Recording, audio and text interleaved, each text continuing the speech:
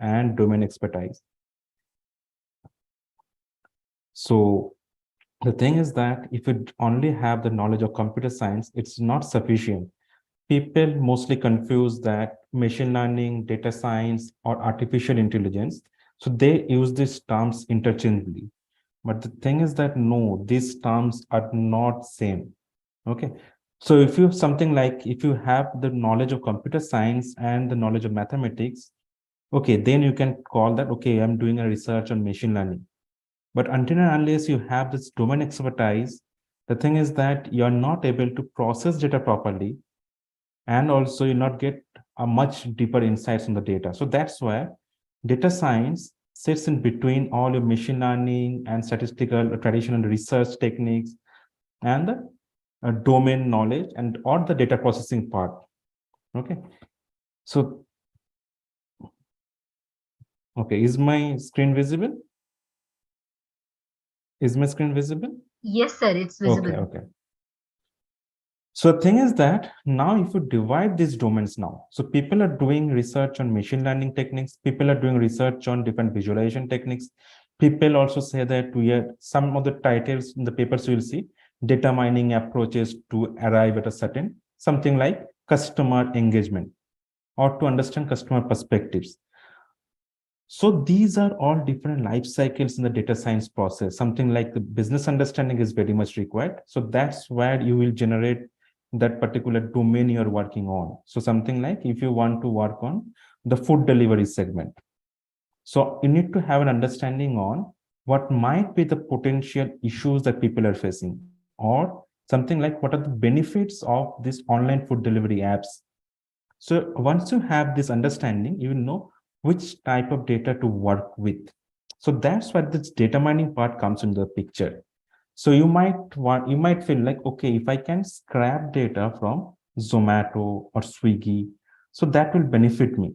Or you can feel like, no, I do not want to work with the data that is there inside the app or the providers are getting those data. No, I do not want to work with that. Rather, I want to work with the reviews that customers are providing on their website.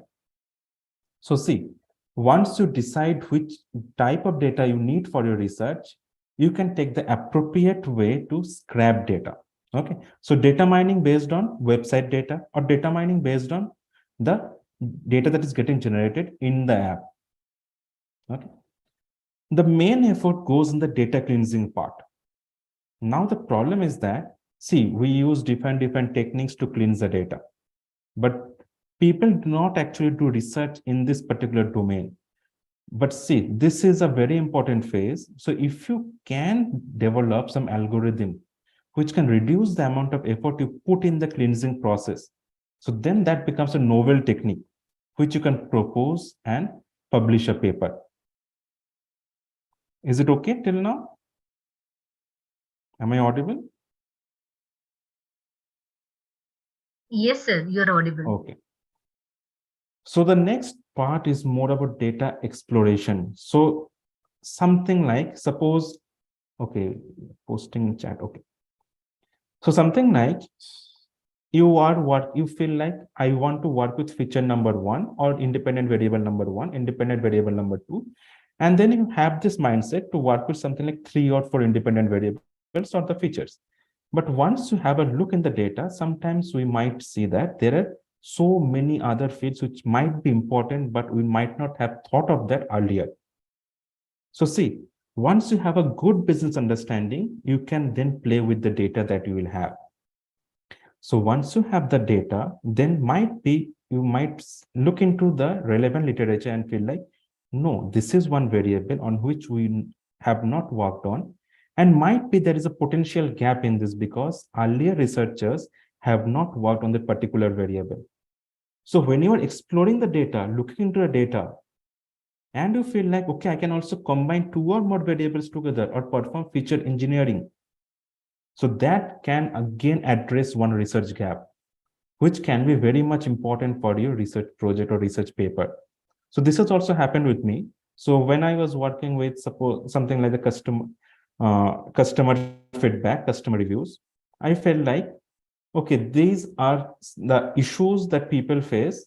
might also come from other aspects as well, not only from the technology aspects, but also something like how the providers are looking into the feedback, or are they actually looking at the feedback, or they're ignoring the feedback. So that can be one potential issue.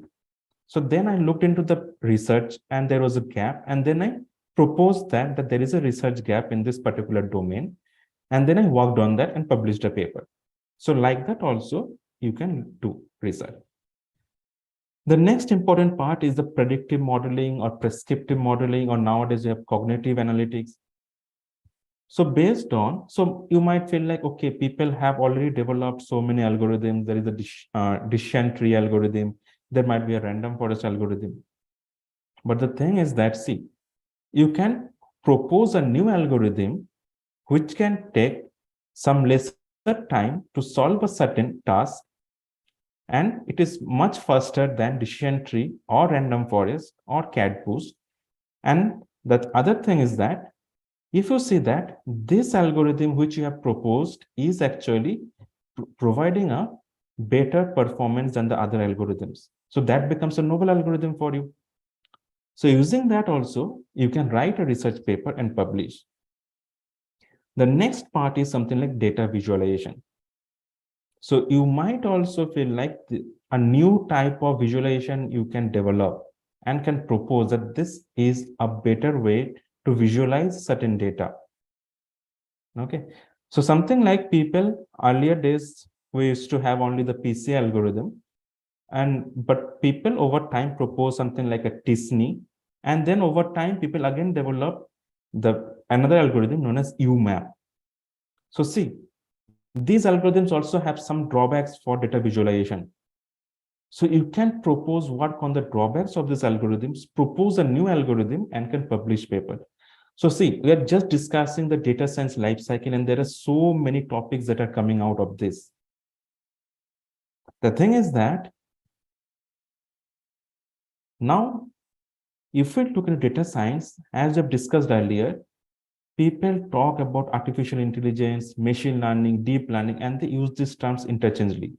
But these all terms are actually different from one another. So artificial intelligence might be called as the much broader aspect you're looking into, something like a reinforcement learning. Yes, people have published papers on reinforcement learning. But when you use the terms in your papers, you have to be very much careful on which you are working on. If you're working on more number of algorithms, something like a deep learning, and also have combined some machine learning algorithm, or you are using some robotics in your particular research paper, then you can give a term like data science approaches. Or suppose you're working on some decision tree algorithm and trying to improve it. So you can give just some algorithm, novel algorithm, whichever name you give, that this is some machine learning algorithm which I am trying to improve. So I'm just showing you this diagram so that you understand that these are the terms which we do not use. These are used interchangeably, but that is not correct. Okay. So this is another diagram to actually show you that there is a difference between all these. Now, the other thing is that we talk about the research directions in data science, but data science is a vast area. People have mostly worked on machine learning algorithms. People nowadays work on artificial intelligence because there are so many new technologies that are coming into the picture, like a chat GPT. But data science sits at the top. There is another area which have or is still developing is the natural language processing, on which I work on. So as you can say, it's a combination of machine learning, deep learning, and is also a part of data science technique. So earlier days, we used to talk about the descriptive, diagnostic, predictive, and also the prescriptive one. Okay. So the thing is that descriptive, diagnostic, people cannot use only these two to publish a paper nowadays. People have to look into more into the predictive part or the prescriptive part. This prescriptive part is very much important to publish papers nowadays. So once you have the data, once you use the algorithm to figure out which are the important insights you're getting out of the particular data, and you can propose that if I take this particular action, this is the final outcome. Or if I give an example, so I might have found out that something like a functional issue in a food delivery app makes people uh, actually discard or actually uninstall the particular online food delivery app like a Swiggy or a Zomato. So if I have this scenario in mind, so then what I can do, I can write some theoretical implication, something like this particular thing, like functional issues have not been studied by earlier researchers. But in my research paper, I saw that functional issues have a significant negative impact on my intention to continue using the app. So future researchers can actually use this particular variable that I found out in my paper to study the similar type of cases in some other domain as well, something like the online travel agency app like yatra.com. Okay. And for the managerial implications, I can propose that I have seen that the functional issue, something like when a person is trying to search for a restaurant or some food, he is not able to do that properly. But if the managers can rectify this problem so that when I'm trying to search for a certain food item and I want that the restaurant should be 4-star and above, the app is helping me to do that in a very effective way. So if managers can do this, then people will not actually uninstall that particular app. So if I can give this, that if you take this action, this is what the outcome will be. If you can propose this, and my theoretical implication and my managerial implication is very good, so then the chances of publishing your paper also increases. Okay.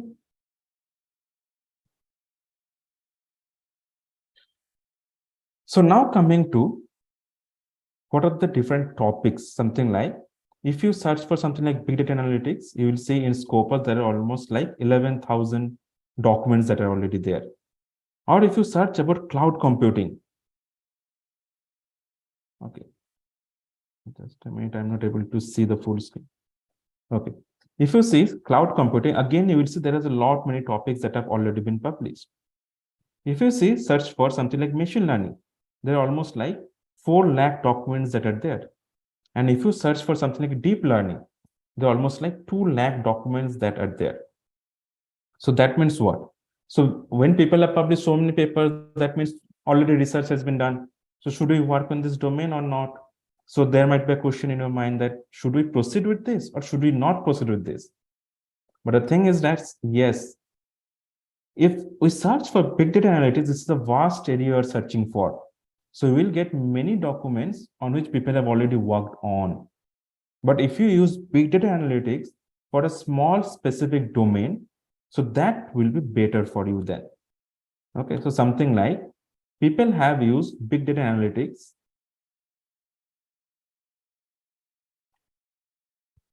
Is my screen visible? Yes, sir, it's visible. Okay. So something like if you use big data analytics to do some research or something like a systematic literature review type of thing for a certain domain which people have not worked on so much, something like a sustainable finance domain.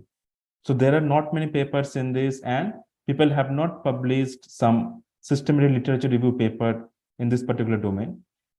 So when you publish a paper like this, what it actually does is that it will help you to understand that what all people have worked on, what might be the potential opportunities in this particular domain, and is there some gaps that you can identify in whatever existing paper is there.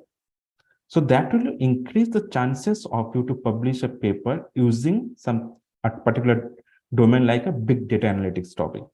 So see, already people have published so many papers in big data analytics as I have shown you from Scopus, but this paper has been published as recently as 2022 because these all authors have actually worked on a small domain, sustainable finance research.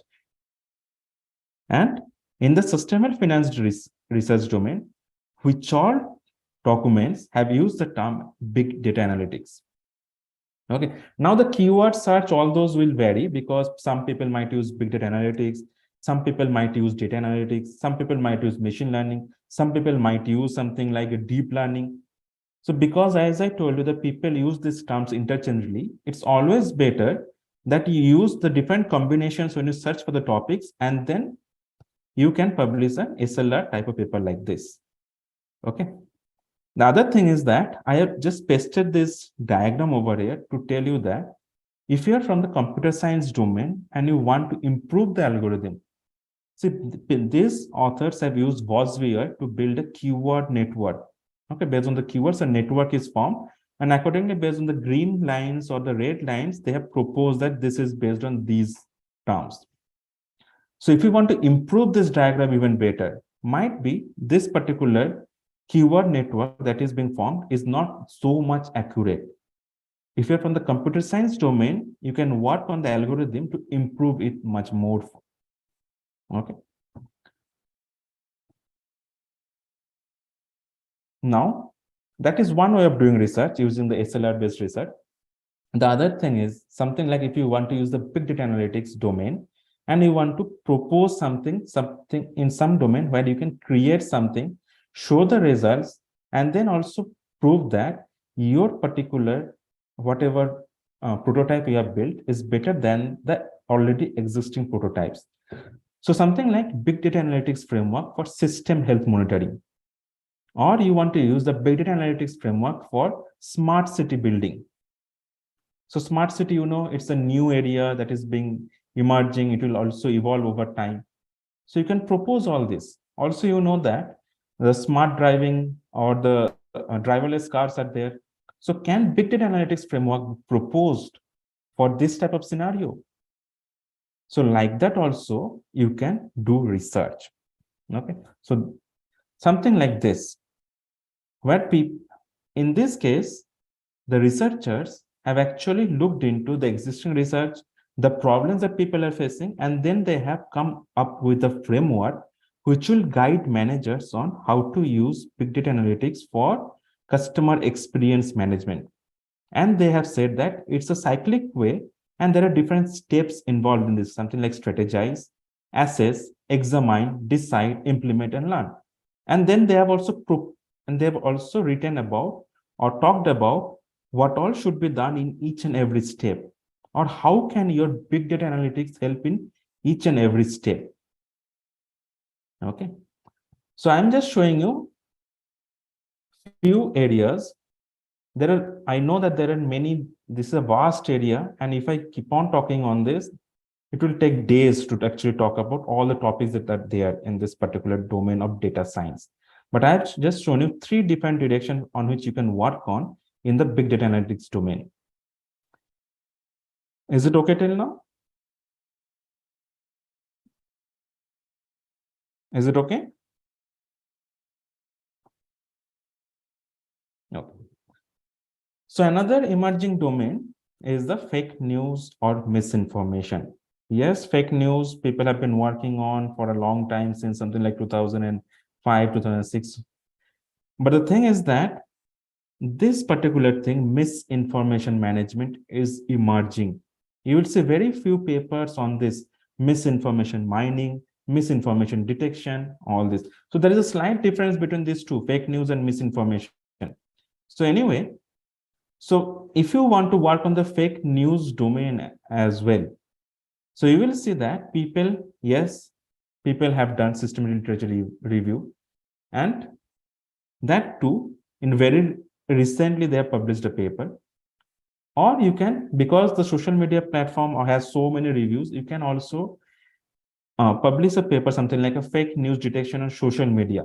So because this is already published, so see another thing, they have also written about data mining perspective, because they are mining the data from the social media platform. So anyway, these authors have also stated that the extensive spread of fake news has a potential of extremely negative impacts on individuals and society. So see, these people have already published a paper on fake news detection. So you might feel like, okay, this domain people have already worked on. So how can I improve, or how can I write a paper which will be publishable? So this is the gap from where you can get some idea, something like negative impact. That means what? If a fake news is there, so how does it actually negatively affect a person? Might be it increases the anxiety of a particular person, might be it leads to depression, might be it leads to something else, something like people might commit suicide, because if someone has given a fake news and the person has actually clicked on that, and then they might have lost some money. So like that also you can think of. Okay, I'll come to the question. This is a bit different question. How can I write a comparison between the result of my research and those of other models in a precise manner? So this is related to this topic that we're discussing now. So something like, suppose I use a decision tree. I'm just giving an example. I use a decision tree to predict fake news. Okay. So when I'm using a decision tree, I will then note down that this is the accuracy I am getting, or this is the precision I am getting. I'll note down all those details. Something like accuracy, precision, recall, everything I'll write down. Okay. Then suppose I use a random forest for fake news detection. And then I'll again write down all those details. So I'm just prepare a table which will have something like decision tree, random forest, something like a cat boost, exiboost, and something like if I propose an algorithm, I'll write that at the end.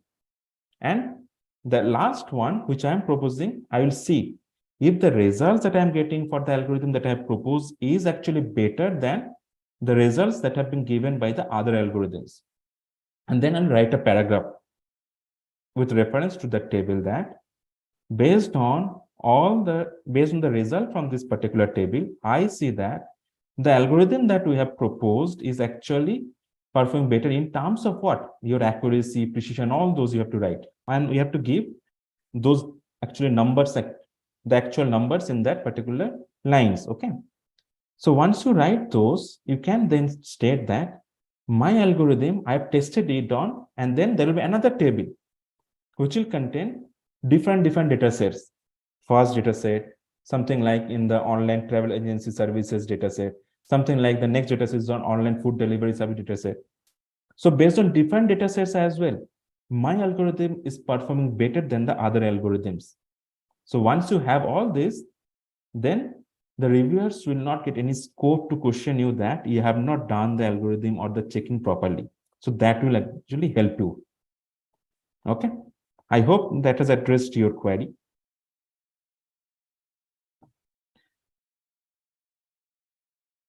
So see, still fake news detection is an emerging area and you can still work on this. I have also published a paper on fake news, and mostly I've worked on the rumors that people spread during a disaster. So you know that when a person in a disaster kind of scenario, if you get a fake news that something like which has happened in Chennai as well, where there were floods and people actually told that in the Vandalur area, so there are crocodiles in the water. So now people will panic. They will feel like, so the people who were using the boats to actually distribute food to different houses, they will fear that if we step down, so it might be a crocodile might attack us. Okay, because there is a zoo nearby. So they were fearing that. But actually that was a rumor that was spread. So in case of disasters, if you spread some rumors, that actually affects the way people are helping others. Okay.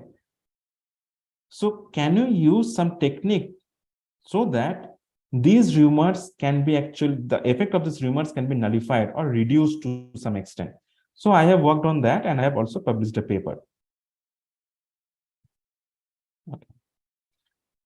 So nowadays, you have this deepfakes. So in the morning also, I saw that there are two people who have actually worked on deepfake detection, and they're presenting the paper in the Nobel. There is a summit that is going on in the US, Nobel Summit, uh, Nobel Research Summit or Nobel Prize Summit that is going on in US. So there they have presented a paper on deepfake detection. So see, this is a very new field, and you can work on how can you protect the image of a particular person so that it is not actually faked by these deep learning algorithms. Okay. So see, people are publishing papers on this. People have also stated that. So suppose you're writing a paper yes, you have to state that there is a research gap. So which all papers can help you? Actually, the SLR papers can help you. Something like, suppose this is deep fakes, deception, mitigation, and opportunities. Okay. So say in this paper, the authors have mentioned that there is the future research in this emergent and highly critical area. So in this paper, if you go and read this paper, you will see that there are many points which the authors have actually figured out in the future research direction segment of this particular paper. So you can take a certain point from this particular paper, which can be a gap that you are trying to address in your paper. So accordingly, this paper will then become the base paper which will guide your entire paper. That from this research gap, then how will you proceed? So all that you can do. People have also been working on something like how to protect that particular image from getting affected by some deep fake application. So building an invisible shield for your portrait against deep fakes. Okay, people have also created an algorithm, something like this algorithm. See, so if you want, you can read this paper later on. So they have named the algorithm and then how to use this algorithm for deep fake detection, and they have published a paper. So you can also create algorithms, but the thing is that you need to prove that your algorithm is working better than some existing algorithm. If suppose, now the thing is that if suppose there are no existing algorithm in your particular domain in which we are working on, so how to compare them? So you have to state that to the best of my knowledge, I have not found any algorithm which is working in this particular domain. My algorithm which I have built is actually performing well for this particular research gap that I was trying to work on. So that is sufficient to publish a paper. If there is or are no algorithms in the particular domain you're working on, so that is enough to publish a paper. That is very much unique. So see, there is another thing like deep fakes can actually cause what? Because it helps in blackmailing, bullying, defamation, harassment, identity theft.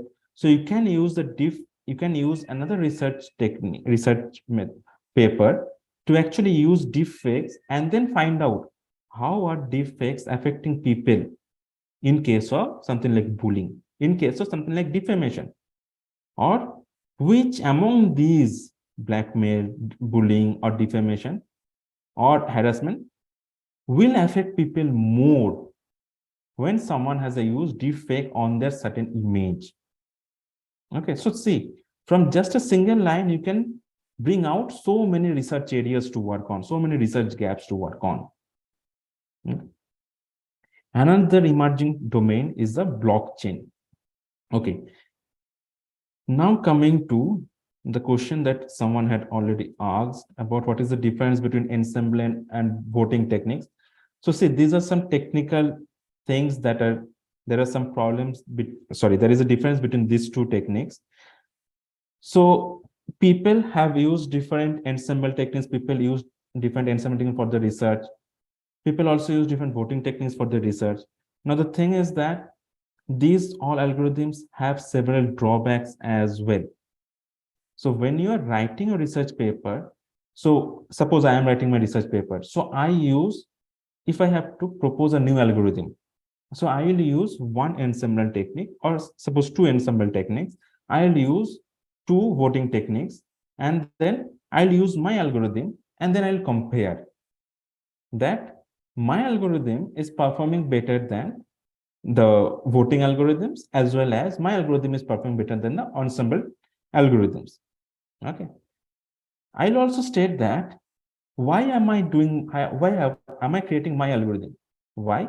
So for that, I have to write that the ensemble technique has these all drawbacks. I'll point them down. And then I also write that the voting algorithms has these all drawbacks. So you can read those drawbacks from different articles as well. I'll not go into details of those because it will take time. So these all you have to point out that these are the drawbacks. And I am trying to solve these all drawbacks from my algorithm that I have created. Okay.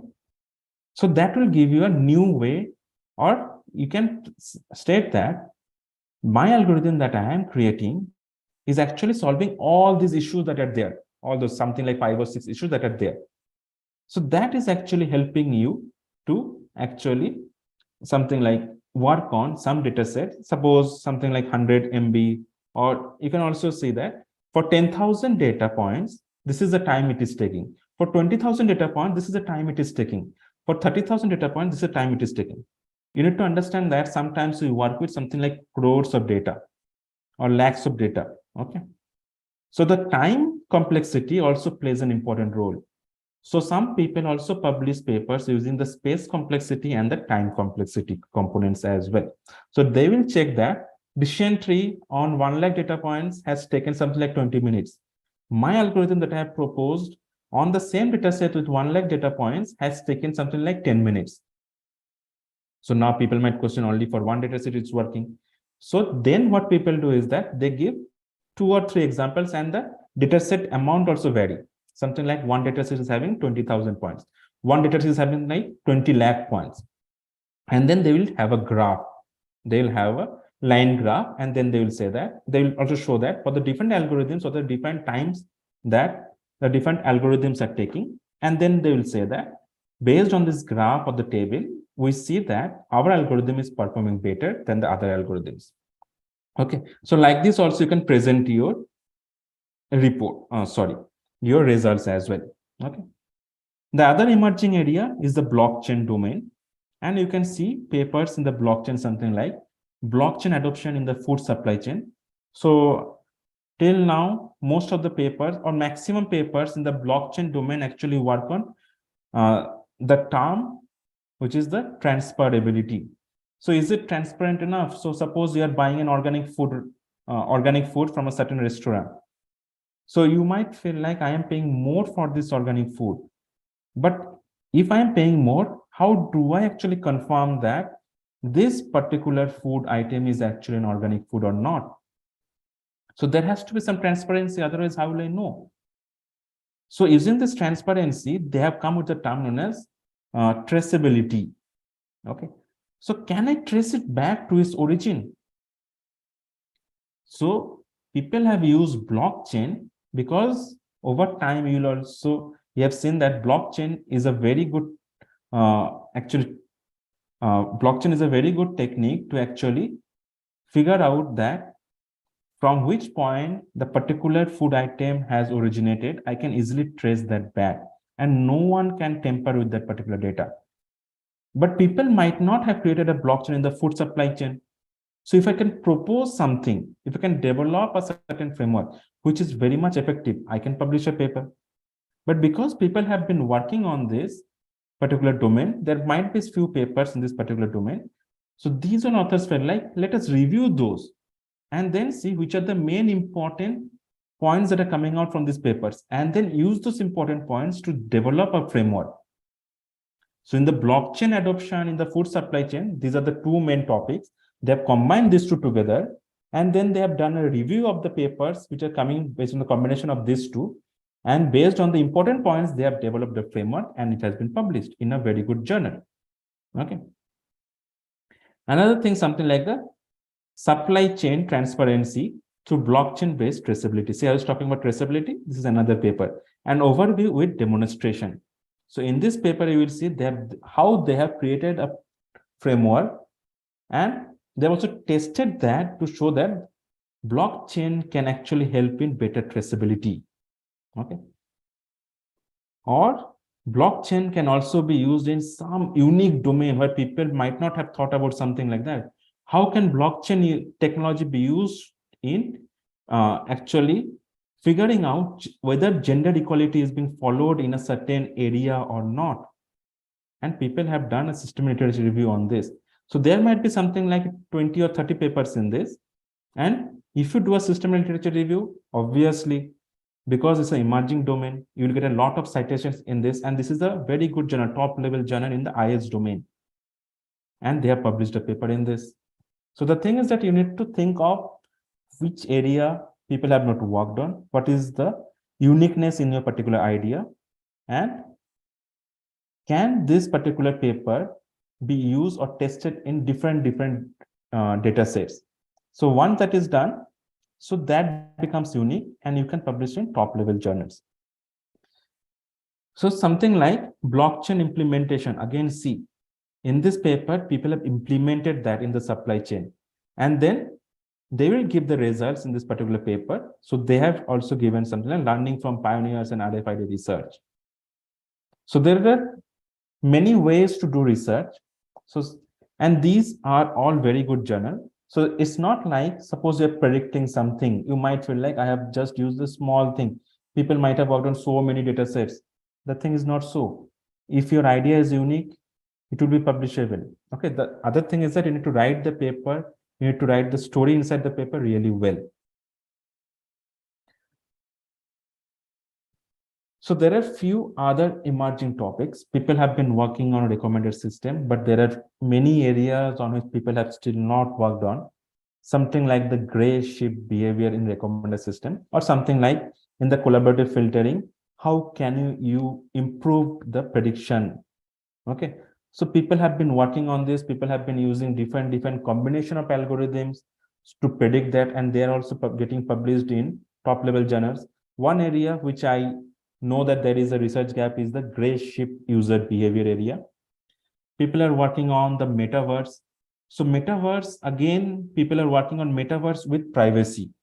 So they're combining these two and they're working on that. So there are very few papers till date on metaverse and how can it improve the privacy or security on the cybersecurity domain.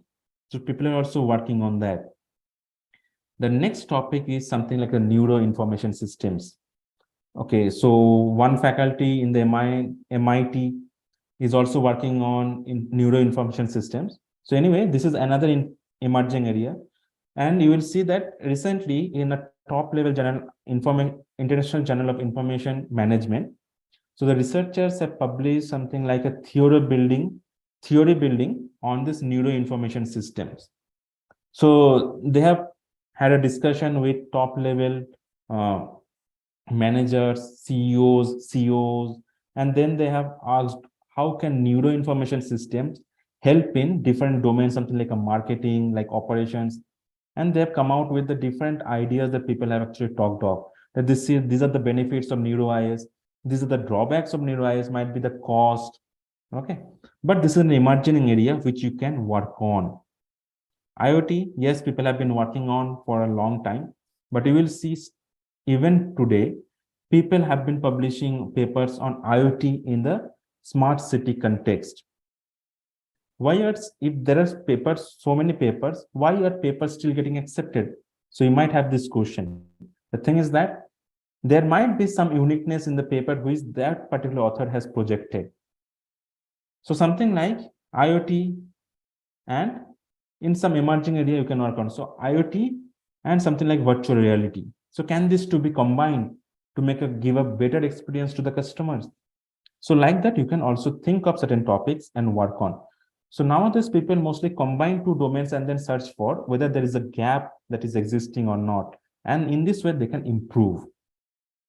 Humanoid and human AI interaction is a very important domain nowadays where people are publishing, because we are trying to bring in artificial intelligence, robotics, and we are also thinking that robotics will help in the future in different things like uh, in the different warehouses of something like Amazon. But the thing is that when there are some humans also working, some robots also working, whether there will be synergy between these two, or if if AI is replacing human, what are the ethical concerns involved in this?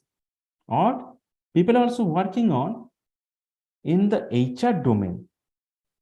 When AI is replacing human, what are the problems that the different HRs are facing? So people are working on these domains as well. So you can also look into this. Okay. Yes. Any doubt? No. So you can also work on the virtual reality, augmented reality. People are working on different things, something like in the insurance domain. How can we use virtual reality or augmented reality to actually project what are the different insurances that the companies give? Also, they're using this to build various advertisements which can attract or engage with the customers even better. So people are working on these as well. Now, other segment of researchers are working on the different factors which affect a person's intention to view a particular app which is having augmented reality. Or see, our older generation people might not be too much comfortable with augmented reality or virtual reality. So people are also working on what are the different issues that the older generation are actually facing when they try to use virtual reality or augmented reality. So see, based on a certain discussion, we have seen that there are so many areas which you can work on. There are so many things which you can think of. Okay.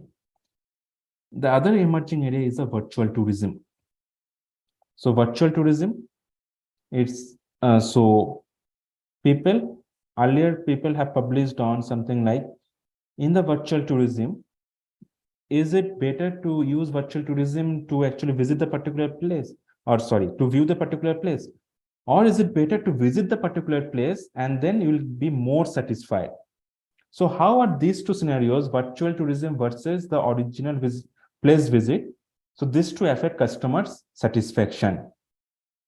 So people are also working on when a certain person is using virtual tourism, so what is the kind of technology people are mostly will be mostly using for virtual tourism? Something like whether a person will be more comfortable when using a tablet or a laptop or a mobile phone. So people are also working in this domain as well.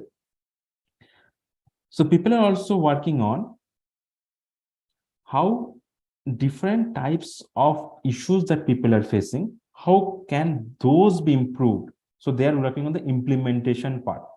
How can the different functional issues be rectified using some some algorithm people are developing to improve this, and they will test this. So like that also here you can work on. The next thing is chatbot, which is still emerging, because the problem is that understanding what the customer will ask. So if you use a complex sentence, you will see that the chatbot is not able to actually give a good reply to whatever question you are asking. So still researchers are working on how to improve chatbots in different segments. People have also used, because chatbots have been helping to reduce the workload of the backend executives or the customer service executives. So how can these chatbots be built better? So that is one domain. Again, another research gap is how can, or sorry, how these chatbots are helping people to make certain bookings, or are these chatbots really helping people? So there are different domains on which you can work. The other emerging area is the chat GPT and the Bard, which you know that it is emerging. So people have still started publishing there, and there are many papers that are coming out on chat GPT. So people are publishing like the opportunities and future directions of research on chat GPT. Okay. Generative AI. So it's not only about chat GPT, but in other domains, when you want to generate images, some videos, so can I use generative AI? So this is the algorithm level rectifications or improvements or new novelty that you have to take into account. So see, under data science, there are so many things that are coming into the picture. Even your encryption, decryption, or the steganography domain that is coming in. So something like in an image, when I am putting in a certain secret message, how can I improve this even better? So how can I use different data science techniques to improve this, uh, making the secret message much more secretive within a certain image, so that people are not able to actually break this certain message.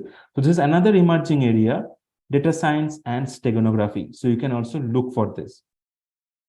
So when you're discussing so many things, algorithms, we are developing algorithms, we have so much amount of data set. The problem is that when you have a large data set, you're storing in your system, you will see that it is consuming a lot of space. So people are working on different algorithms on how to rectify the data storage issues. Or if you have a certain file, can it be stored in such a way that it actually consumes lesser amount of space, but the contents will remain exactly the same in those particular files. So you can develop algorithms and can publish papers. Because we have talked about machine learning, artificial intelligence. So yes, if my data set is not balanced, might be my prediction, there might be some issues. So when there is a class imbalance that is there, can I solve this? Or how can I develop an algorithm to solve the class imbalance problem? So that will also help you a bit. Okay. People use deep learning, people use neural network. This is another area where people work on, but they use neural network in a certain domain and then they present their results. So like that also you can think. So see, data science is a vast area. So if I keep on discussing, as I told earlier, it will be very much lengthy.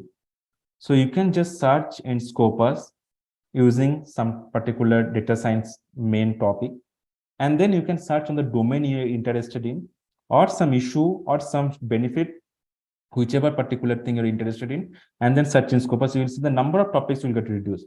If you want to reduce it even further, you can search for whether people have used some particular topic in data science in that particular domain or not. Something like, suppose people have used neural network in something like your online food delivery segment or not. If not, if suppose people have already used, there are so many papers. So you can see that whether people have done an SLR on this or not. If not, there is a huge gap. You can work on that. If suppose people have still published an SLR, so you'll feel like, okay, SLR is also published. So now that SLR is a very good paper to actually start with. In the SLR paper, you go, you will see that there are some future directions which the authors might have stated. So those are the research gap which you can look into and then actually use it to make your paper. Okay. So let me see.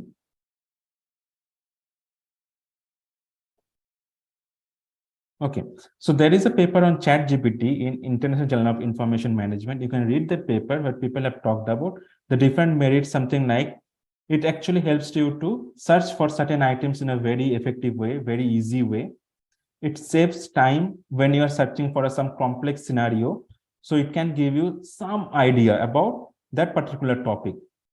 So there are other demerits as well, because ChatGPT, you know that it is helping you to create some reports, and if you even if you search using some software, plagiarism check software like Turnitin, it actually cannot detect that whether it is created by a ChatGPT or a human, because the plagiarism score will be very much low. But there are certain other ways to check that. I'm not going into that. The other thing is that people have also stated that ChatGPT might be the future, because it can help you to actually search for different research topics in a very easy and efficient way. But the thing is that if you are too dependent on ChatGPT, might be you are not looking in the broader aspects. You are mostly dependent on ChatGPT, rather than when you search in, suppose, Scopus, Web of Science, you might be going through different papers, and it will give you a better view of which all ways people are working on this particular topic. But if you're using ChatGPT, it is mostly giving the results in a very narrow way. Okay, so these are only few merits and demerits. You can read that paper, which will help you. Okay. So this I was talking about. So see, data science is also getting combined with the nanotechnology. How can data science be used so that the neurons, when they're transmitting signals for something like a person who is having some paralysis, the brain is not functioning properly, can I trigger a neuron in the brain so that the person, some functionalities can be improved in the certain, in that particular person, or the person might move his hand? Can it be done? So this particular lady is actually working on these nano-based technologies. So she is also using data science to do that for life machine symbiosis. Okay. So you can go to this page in MIT and you can also get details of this. So see, there are many things you can do. I actually work on different natural language processing based techniques. So this is a recent paper I published in a top level journal. So where we have tried to work with voice assistant, another emerging area. So if as a computer science background, yes, if you want to improve the way voice assistants perform, you can work on the algorithm part. Or as I published a paper in the management domain, I have worked on how can I, or going through the customer feedbacks, customer reviews about certain voice assistants, something like Alexa, and then figuring out what are the different gaps, service gaps that exist. I've used a natural language processing technique to actually detect that. So that is also a part of your data science technique. So I found that, yes, people get irritated. And also I have also found out the different negative emotions that have come out when people are using voice assistant, something like might be earlier days when it started. So something like if I'm starting from 2018 onwards. So when the voice assistant was coming into the picture, then when people are using, they might have faced many issues. And it was something like the negative emotions were very much high, fear very high, anger very high. But over time, when the voice assistants are developing, I see that the negative emotions are slowly coming down. So with the version updates, you can also compare and make a study like this. Okay. So from the customer reviews, there are many more things that you can do. You can extract the important themes using topic modeling based technique. Okay, because I'm talking about topic modeling based technique, see, in a topic modeling based technique as well, only people have LSA, latent semantic analytics, or you have the LDA, latent Dirichlet allocation technique. The people have also used hierarchical techniques, but see, you can work on these to improve upon these algorithms so that the prediction is much more better, because topic modeling still they pick up certain topics which are not that much relevant for your certain use case or case study or something your research paper. So can I create a new algorithm so that it can be improved? You can also think in this direction as well. So in this paper, actually, we have used topic modeling to extract important themes from the different reviews that are there in Coursera. And then we have come out with a particular structural equation model and we have tested that. So we have used natural language processing combined with it with a structural equation modeling, and then we have published in a ABDC B-level journal. Or see, I have earlier used neural network, and then I saw that for a certain data set, neural network takes a lot of time. So when I have a lot of data set, when I have a bigger data set, can I use some other technique or a combination of the important features only and combine it with the emotional scores or the sentiment scores, and then see whether the prediction is better? That is one thing. And the other thing is that, is it taking lesser amount of time than the other classifiers? So I have actually built an algorithm, and then I have published this paper as well. Okay, so there are different approaches which you can take. Because you are from the computer science background, see, a company in Bangalore is also working on taking different inputs from different sensors that are fitted in this particular car, Formula One racing. And then they're generating huge amount of data. So from this data also, when you are doing research, how can I use these all data to improve or to increase my chances? That's the prescriptive part. Improve my chances to win the race. Something like, if you feel like, okay, from the sensors fitted in this tire, I feel like the tire will actually face some problem. So it's better to send a signal to a driver and tell him that, please come to the nearest cockpit so that you can have this tire changed. Or the recently concluded IPL, they use a lot of data to actually analyze which player to buy. This is another area which you can work on research. So there are research domains in different organizations, and you can do these all type of research. Something like the Tesla car. So how to detect that there is a car in front or there is a human in front, and then you have to stop, or when they how to take a left turn or a U-turn, that there is a possibility of taking a U-turn over here. So you have to see those, you have to detect those, you have to understand that, process that immediately, and then take that action. So see, there are a lot many things that are taking place. You can also work in the research domain, department of these all companies as well. Or something like a Zepto. How can I make deliveries in 10 minutes? How can I improve the algorithm of these all companies? If you propose something new, you can publish a case study as well. That in case of Zepto, I have proposed something which can reduce the delivery time even faster. Okay. Or you can work with augmented reality advertisement domain as well. So in this case, how can I improve this so that the apps can have a better engagement with the customers? Okay. Or if suppose the older generation is using, they might have a little bit of emotional intelligence. So does emotional intelligence play a role in augmented reality advertising? So you can also work on those aspects as well. Lenskart also uses a lot of data. There is a huge amount of scope to research on, and even in the shadi.com domain as well. So how can we make better predictions? How can we improve this when you're comparing the profiles of others? In a profile, you have to understand that there will be pictures, there will be textual text that will be there. How can you use all these criteria to make better predictions? So research is not just limited to only few domains. There are a lot many segments on which you can work on, and that is the beauty of data science domain. Okay. So with that, I will stop now. So is there any doubt? So if there are any doubts, I'll take up the questions now.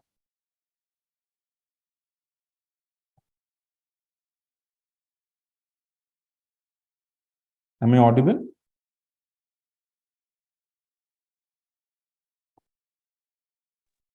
Yes, sir. Okay.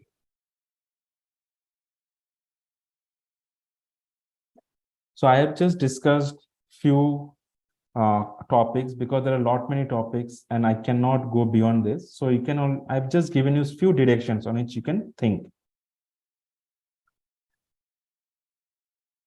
So is it okay?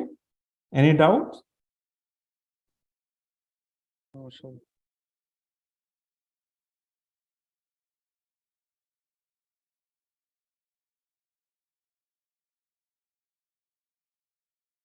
Yes, see, someone has asked about data security is a major perspective, how to deal with it.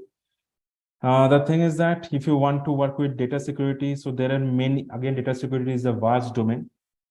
There are many points in the data security part as well. Something like if you want to work with network security. So earlier days, people used to work with something like encryption, decryption, that was enough. But nowadays, only a single encryption, decryption technique is not sufficient. So if you use a substitution cipher, not enough. DES, still breakable. AES, still breakable.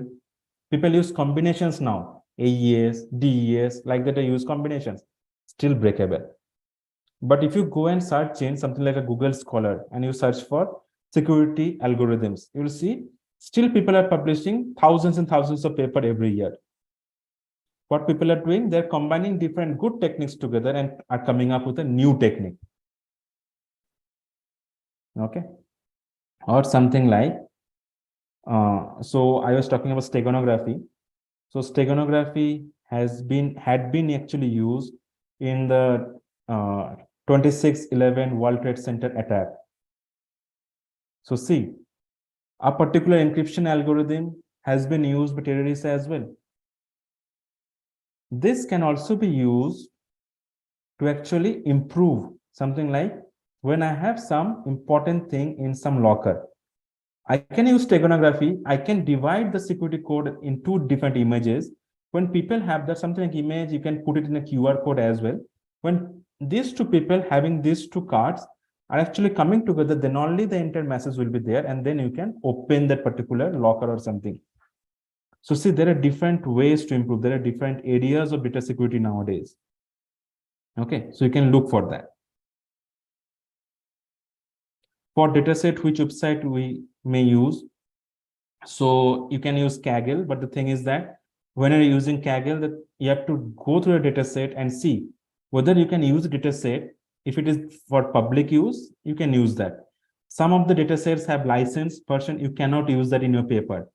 If you use a licensed version, you have to send a mail to the author and then ask for permission. You can also use data set which you can scrap. So that is entirely yours. Something like I do. I used it. I scrap data set from Google reviews. I scrap data set from Amazon reviews. So using those I use, but because I'm using Amazon reviews or some from the Amazon page, I have to give a reference that I have used the reviews from Amazon, an acknowledgement sort of thing. So that will serve the purpose. But because I have extracted data set myself only, so then there is no problem of copyright or violation. I sometimes use the primary data as well. So I collect questionnaire based survey. I also use qualitative based research as well, where I collect interviews. So like that also you can collect data. Another link which you can use is the Wisconsin website where you have different data sets. So I work usually on the natural language processing based work. So there are different domains I work on. So I work on HR domains. I work on the food delivery domain. I recently have started working on the voice assistant domain as well. So I work on different domains. I use the same natural language processing based algorithms. I improve sometimes when I get time. I create my own algorithms. But nowadays I have limited time, so that is why I do not take up creating algorithms, because that takes a lot of time, and you have to also test that with from different angles as well.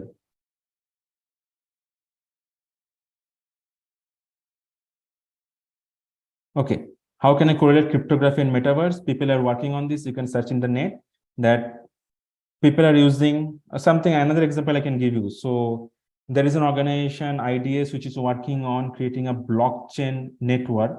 So in that, they are proposing to create a metaverse for university.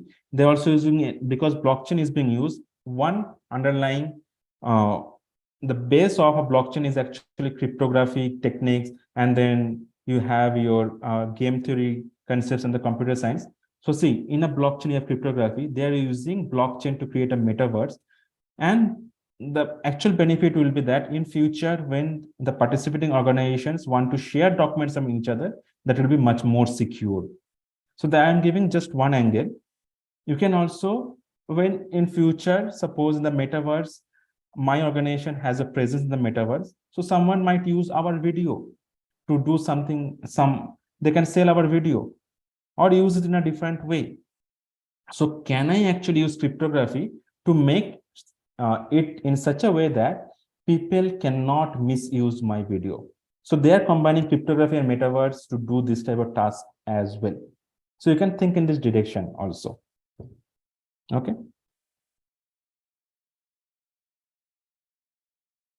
So is there any research perspective on data compression?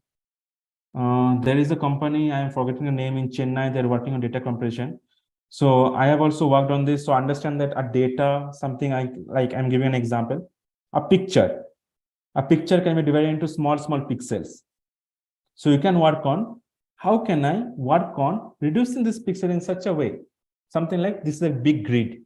Can I compress the grid from the width side or from the length side? So if I compress on the width side, is it making the picture better? Or if I am doing it from the length side, is it making better? So like that, it will help you. Okay, you can work on this in that way. Okay. Okay. So I have to end the session now. So thank you all.